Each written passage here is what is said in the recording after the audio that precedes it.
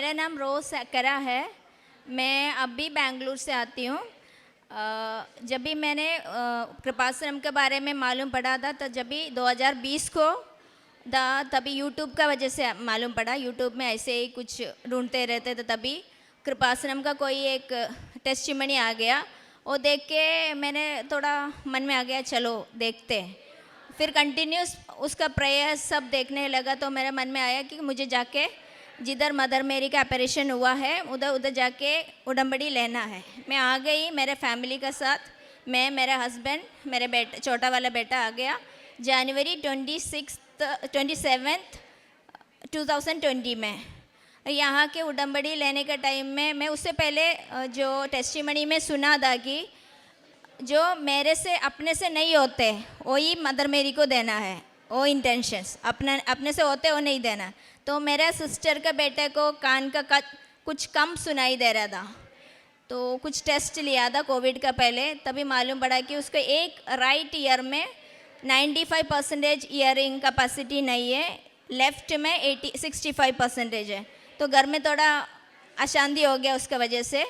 तो मैंने उडंबड़ी में वही इंटेंशन एक डाला था। फिर 90 डेज़ के बाद में इन बिटवीन में कोविड आ गया था, तो मेरा उडंबड़ी 90 डेज़ के बाद में मैं कंटिन्यू नहीं कर पाई। कभी कभी प्रेयर भी छूट गया था। मगर नेक्स्ट कोविड के बाद में जो हॉस्पिटल्स में जाने लगी तो उसको कुछ फीवर हो गया था, तो जाके टेस्ट किया तो डॉक्टर को इतना सरप्राइज हो गया कि ये कैसा हुआ, तुम लोग कौन सा हॉस्पिटल में गया, कुछ अलग लग रहा है। तो उन्होंने बोला एक MRI करो वापस।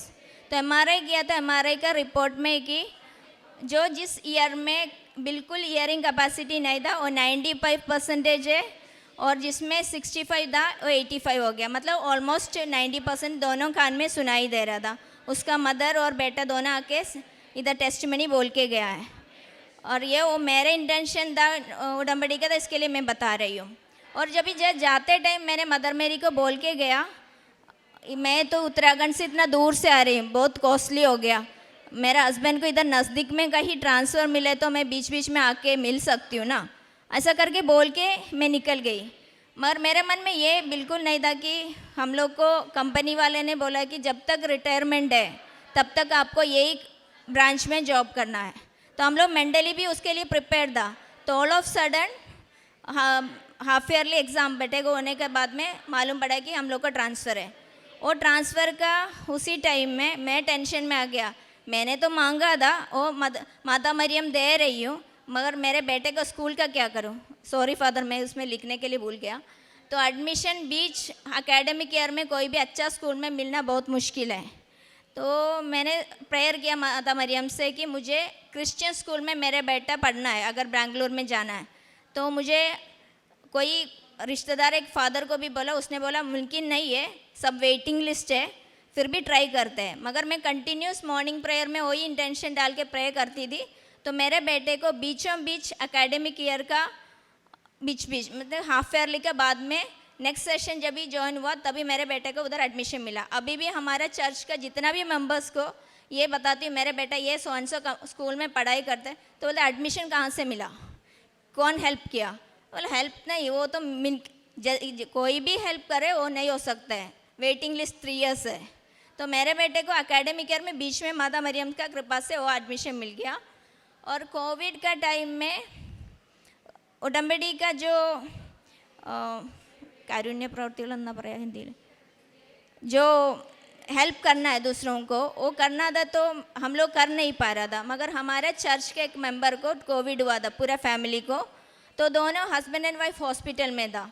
तो उनका बच्चे लोग को कोई संभालने के लिए नहीं था, क्योंकि उनका फूड कुछ भी सामान चाहिए तो बाहर से ले नहीं पाता था। तो मैंने मेरे हस्बैंड को बोला अगर हमारा घर पे वो किसी को हो गया तो हम संभालना पड़ेगा ना, तो वो बच्चे लोग को हमारे घर पे लेके आके संभाल लेते हैं।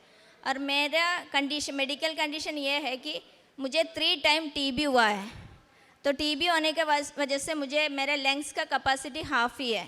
अभी भी कोई अगरबत्ती कुछ भी ऐसा स्मोक आते तो मुझे एलर्जी होती है, मेरे से नहीं होते। ऐसा कोई भी पर्सन को अगर कोविड हुआ तो उनका नाम तो ऊपर वाले ही जाने, उतना ही। मगर मुझे मदर मेरी के ऊपर इतना भरोसा था कि मैंने बोला मैंने उडंबड़ी लिया है, मुझे कुछ प्रॉब्लम नहीं, मुझे कोई भी डर नहीं था। हम लोग उनको वो पेशेंट को नॉर्मल हॉस्पिटल से कोविड हॉस्पिटल में शिफ्ट किया, उनका साथ 1 घंटा स्पेंड किया। तो हमारे पास प्रोटेक्शन के लिए एक नॉर्मल मास्क था। फिर भी हम लोग को कोविड नहीं हुआ या हमारे फैमिली को नहीं हुआ, मगर हमारा जो नाइबर्स है, हमारा चर्च का जो मेंबर्स है, बिल्कुल घर से बाहर नहीं निकलता था, उनको सबको कोविड हो गया था। एक हमारे लिए एक मिराकल है, मदर मेरी का ब्लेसिंग है। और बेंगलोर में शिफ्ट होने के बाद में 1 साल हम लोग रेंट पे रहा, तो मुझे मन में लगा कि हमारा खुद का एक घर होना चाहिए बेंगलोर में। तो मैं इधर उडंबड़ी रेन्यू करने के लिए जब ये आई थी, तो मैंने वो भी इंटेंशन डाला, तो मदर मेरी ने वो भी मुझे फुलफ़िल करके दे दिया। मैं अभी मेरा एक खुद का घर है बेंगलोर में। और मैंने मेरे सेकंड बेटे का डिलीवरी के बाद में, जैसे कि अराउंड 10 इयर्स का गैप है मेरा करियर में, क्योंकि मैंने परमानेंटली कहीं काम नहीं किया। इन बिटवीन में मैंने कुछ पढ़ाई किया था, मगर जॉब परमानेंटली कहीं नहीं किया था। तो बेंगलुरु आने के बाद में मुझे लगा मुझे एक जॉब चाहिए। तो मेरे मन में एक है कि मैंने उडंबड़ी लिया है, मेरा काम तो मदर मेरी कर लेगी। मैंने वो भी इंटेंशन मेरे डाल दिया था। तो 10 इयर्स का, अराउंड 9 to 10 इयर्स का करियर गैप में बाद में भी मदर मेरी मेरे को एक जॉब दिया था। वहाँ मेरे को परमानेंट जॉब है, मेरा सैलरी पैकेज भी काफ़ी अच्छा पोजीशन भी है। तो वो एक है। और मेरे हस्बैंड का प्रमोशन के लिए मैंने डाला था, वो भी प्रमोशन के साथ ही उनको ट्रांसफ़र मिला था। और अभी कोविड के टाइम में मुझे यूट्रस में फाइब्रोड था, तो वहाँ नॉर्थ इंडिया में मुझे कोई सर्जरी नहीं करना था, क्योंकि मेडिकली थोड़ा लोग बैकवर्ड है। कोई सुनेगा तो बुरा मत मानिए, क्योंकि उतना मेडिकल फैसिलिटी जिस एरिया में हम लोग था वहाँ नहीं था। तो हम लोग कोचिन में आके थोड़ा छोटा सा एक प्रोसीजर करके चला गया था। तो मुझे डॉक्टर्स ने इतना कॉन्फिडेंस दिया था कि अभी कुछ नहीं होगा, अभी प्रॉब्लम सॉल्व्ड। मगर वापस 1-1.5 साल के बाद में मुझे बैक पेन या अदर सिम्टम्स लगने लगा। तो मैंने अपने आप से जाके चेक किया, तो फाइब्रोड ग्रो होने लगा। तो हर एक टाइम में उडंबड़ी रेन्यू करने के लिए यहाँ आती थी, तो मैं हमेशा मदर मेरी को पूछती थी, अभी इसको क्या करूँ, सर्जरी करूँ या ना करूँ। ऑलरेडी मेरे बॉडी में काफ़ी सर्जरीज हो चुकी थी, तो करूँ या ना करूँ था कि मेरे हर्निया का सर्जरी की वजह से मेश है। तो अभी का सिस्टम के हिसाब से लैप्रोस्कोपी सर्जरी करो, रोबोटिक सर्जरी को, ये सभी डॉक्टर्स मुझे एडवाइस करती थी। अराउंड हम लोग ने डॉक्टर शॉपिंग किया, मोर देन 10 डॉक्टर्स से, अच्छा बड़ी हॉस्पिटल में। सब ने बोला कि कोई प्रॉब्लम नहीं है, मगर थोड़ा कॉम्प्लिकेशंस है। फिर लास्ट में मैंने डिसाइड किया कि आफ्टर अगंडा जपमाला मैं ही सर्जरी करूँगी। मगर कुछ स्टमक इतना बाहर बड़े होने लगा, तो मेरे से कंट्रोल नहीं हो रहा था। तो डॉक्टर के पास गया, तो डॉक्टर ने बोला अभी डेट आगे पोस्टपोन मत करो, अभी कर लेंगे। तो मुझे ओपन सर्जरी, मैं प्रेयर करती थी इसको क्या करूँ, सर लैप्रोस्कोपी करूँ या ओपन। तो मेरे हमेशा मॉर्निंग प्रेयर का टाइम मुझे मन में ये आती थी, ओपन क्या है, ऐसा नहीं ओपन। तो मैंने डॉक्टर को बोला मुझे ओपन सर्जरी करना है। तो डॉक्टर्स बोल रहे कि ओपन सर्जरी के बाद में आपको काफ़ी रेस्ट लेना है, पेन ज़्यादा होता है। तो मैंने सिद्ध किया कि नहीं, मुझे ओपन सर्जरी करना है, जो भी है भगवान देखेगा। ओपन सर्जरी हुआ तो भी सभी डॉक्टर्स रेडी नहीं थे। आजकल में लोग एक्सपर्टिस लैप्रोस्कोपी और रोबोटिक में। तो मदर मेरी का कृपा से मुझे एक प्रोफेसर कम सर्जन मिला, उन्होंने ही सर्जरी किया। तो लास्ट 21 सितंबर 2023 में, यही 3 महीने पहले, 3 महीने हुआ क्या, शायद हुआ है। तो तभी जितना कॉम्प्लिकेशन बताया था वो कुछ भी नहीं हुआ, क्योंकि मैंने घर से निकलते टाइम ओडंबड़ी जो तैलम सिर पे लगा के मैंने प्रेयर करके निकला कि मैं चल के हॉस्पिटल जा रही हूँ, मैं चल के मेरा घर वापस आनी है, बाकी मेरा सर्जरी मदर मेरी करना है, डॉक्टर्स को मेरे को भरोसा नहीं है। और वैसे वापस आई है। छोटा सा एक इन्फेक्शन होने के बाद में वापस करना पड़ा, छोटा सा एक बर्तोलियन सिस्ट करके एक इन्फेक्शन हुआ था, वो वापस करना पड़ा। मगर इतना जितना डॉक्टर्स ने मुझे डराया था उतना कुछ नहीं हुआ। उसके बाद में मैंने मन में मन्नत मांगा था कि मेरे को ठीक तरीके से मैं घर वापस आएगा तो मैं अखंडा जपमाला रैली में चल के जाऊँगा। तो ये सर्जरी 21 सितंबर में हुआ। अखंडा जपमाला रैली और है 28 अक्टूबर को। ऑलमोस्ट 40 डेज भी नहीं हुआ। तो मैं घर पे बताया मेरे को जाना है, उन्होंने भी मान लिया। मैंने यहाँ एक दिन पहले आया, फिर यहाँ से चल के गया। मुझे कुछ भी ऐसा तकलीफ़ नहीं हुआ कि मैं पूरा उपवास पे साथ था। अभी भी कुछ तकलीफ़ तो उसमें नहीं है। माता मरियम का कृपा से, उडंबड़ी का वजह से मुझे इतना सारा मदद मिला, कृपा मिला। प्रभु यीशु को और माता मरियम को मेरा धन्यवाद अदा करती हूँ। प्रेषित प्रवर्तनम मीन्स मैं तो यहाँ से जाएगी तो जितना मेरे से उठा सकते उतना कृपासनम पत्रम लेके जाऊँगी। मैं अकेले जाएगा तो 10 बंडल जो भी है, अगर कोई आएगा तो उससे ज़्यादा लेके जाती हूँ। और मदर मेरी का फ़ोटो, जो पेंडेंट जो मिले वो सब लेके जाती हूँ, सबको बांट देती हूँ, सबसे बोलती हूँ। मेरे जो मैंने किसी को बताया मदर मरियम का जो कृपा सब उडंबड़ी के बारे में, मेरे बॉस का सेक्रेटरी का ब्रदर को कैंसर, पोस्टेट रिलेटेड कैंसर का कुछ इश्यू था। उन्होंने ऑनलाइन उडंबड़ी लेके उनको अभी ठीक हुआ, छोटा सा सर्जरी करना पड़ा, फिर भी वो रिकवर्ड है। वो लोग आके उडंबड़ी करने वाले हैं। और दूसरे एक सर को भी बताया, उन्होंने भी वहाँ से आया। और जब भी मैं कृपासनम पत्रम तमिलियन को देते हैं, अगर किसी को ना दे पाया तो लोग आके लड़ाई करके पूछते मेरे को क्यों नहीं दिया। तो उनमें काफ़ी लोगों का चाहिए करके, और किसी जगह पे जाएगा तो बोलते हैं मुझे इंग्लिश लेके दे दो, मुझे तमिल या कन्नड़ा नहीं आता है। तो मैं इधर से पत्रम लेके जाता तो मल्टीपल लैंग्वेज का लेके जाती हूँ। जिधर मैं ऑफिस का टूर पे भी जाती हूँ, वहाँ सुबह एक दिन कैसे भी करके सुबह चर्च में जाएगी तो उधर चर्च में मैं सबको डिस्ट्रीब्यूट करती हूँ। और दूसरों का मदद करना मतलब ओल्ड एज होम में जाके उन लोगों को जो रिक्वायरमेंट है थोड़ा बहुत हेल्प करती हूँ। लेप्रेसी का जो कैंप है उन जो उधर बेंगलुरु में है, वहाँ एक टाइम का फूड के लिए उधर कुछ 60 इनमेट्स है, उनके लिए खाने के लिए दो। ऐसा जो करती है तो नॉर्मली कर लेती हूँ। अभी मेरे घर पे एक मेरा स्टूडेंट है, उनका थोड़ा फिनेंशियल कंडीशन ठीक नहीं है, तो उनका पूरे 1 साल का खाना पीना रहना मेरा घर पे है। वो मेरा एक तरीके से वो दूसरा गरीबों का मदद करने का ये होती है। और जो भी मैं कर रही हूँ मेरे को मदर मेरी और जीसस ने दिया, इसके लिए मैं कर पा रही हूँ, आगे भी मैं कर लूँगी। ഉൽപ്പത്തി 28:15 ഇതാ ഞാൻ നിന്നോട് കൂടെയുണ്ട്, നീ പോകുന്നിടത്തെല്ലാം ഞാൻ നിന്നെ കാത്തുരക്ഷിക്കും. റോസ് വരുന്നത് ഉത്തരാഖണ്ഡിൽ നിന്നാണ്. യൂട്യൂബ് വഴി കൃപാസനത്തെക്കുറിച്ച് അറിഞ്ഞ് ഇവിടെ വന്ന് ഉടമ്പടി എടുത്ത സമയത്ത് ഇവിടെ പറഞ്ഞു കേട്ടു, നമ്മുടെ കയ്യിൽ നിൽക്കാത്ത വലിയ കാര്യങ്ങളാണ് ഉടമ്പടിയിൽ വയ്ക്കേണ്ടത്.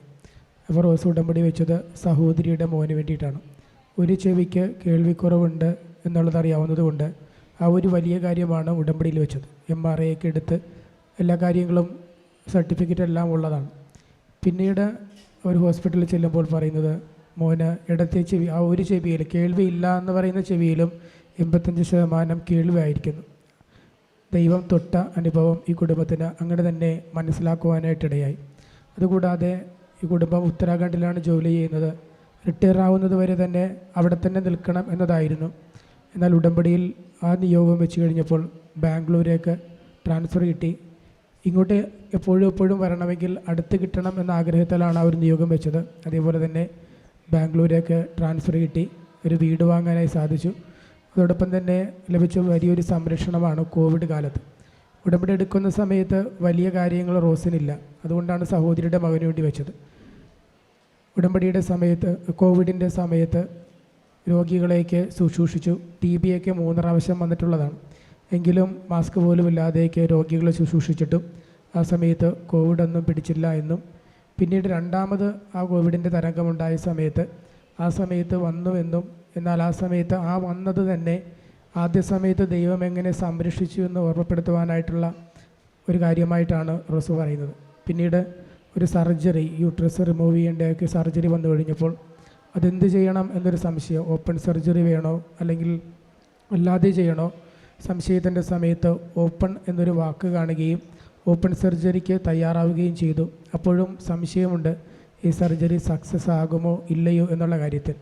എങ്കിലും അമ്മ മാതാവ് അതും സക്സസ് ആക്കി എന്നും, സർജറി ചെയ്ത് 1 മാസം കഴിഞ്ഞപ്പോൾ തന്നെ ഇവിടെ ജപമാല റാലിയിൽ പങ്കെടുത്തു എന്നെല്ലാമാണ് പറഞ്ഞത്. ഈ കുടുംബം കാരുണ്യ പ്രവൃത്തി നന്നായിട്ട് ചെയ്തു. അതേപോലെ തന്നെ സുവിശേഷ വേല ചെയ്തു.